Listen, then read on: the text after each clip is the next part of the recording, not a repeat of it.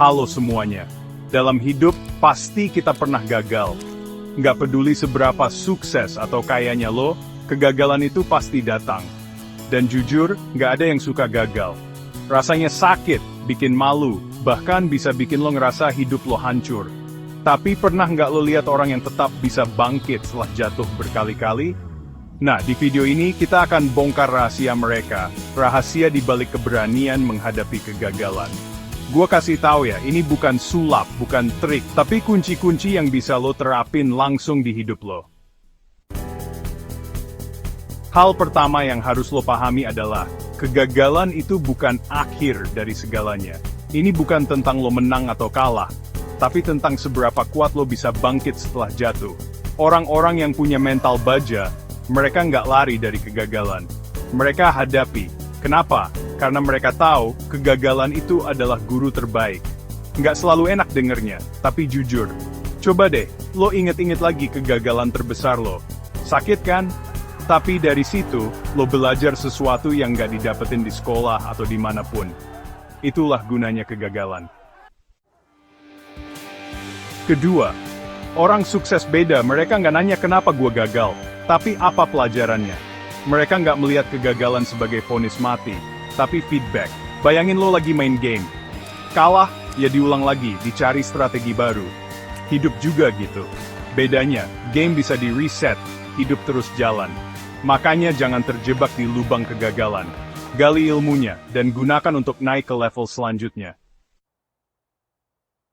Ketiga, kenapa ada orang yang gampang banget down, gampang nyerah? Karena mental mereka rapuh.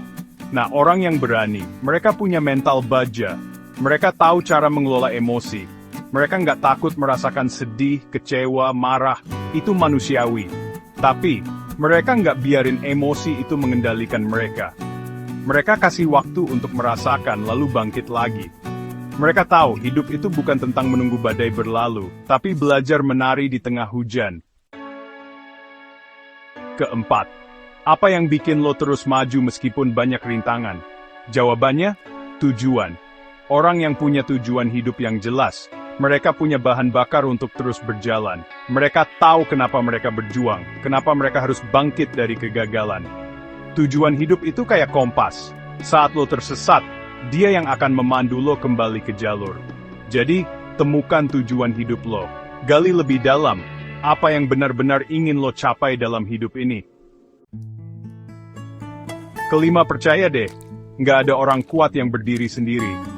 Mereka yang terlihat kuat, mereka juga punya orang-orang yang selalu mendukung di belakangnya. Keluarga, sahabat, mentor, atau komunitas. Mereka ini kayak support system yang ngasih lo kekuatan ekstra saat lo merasa lemah. Mereka ngingetin lo kalau lo nggak sendirian dalam menghadapi kegagalan.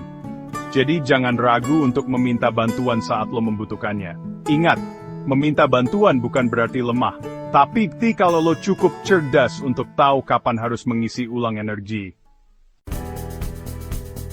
Keenam, keberanian itu bukan bakat, tapi skill.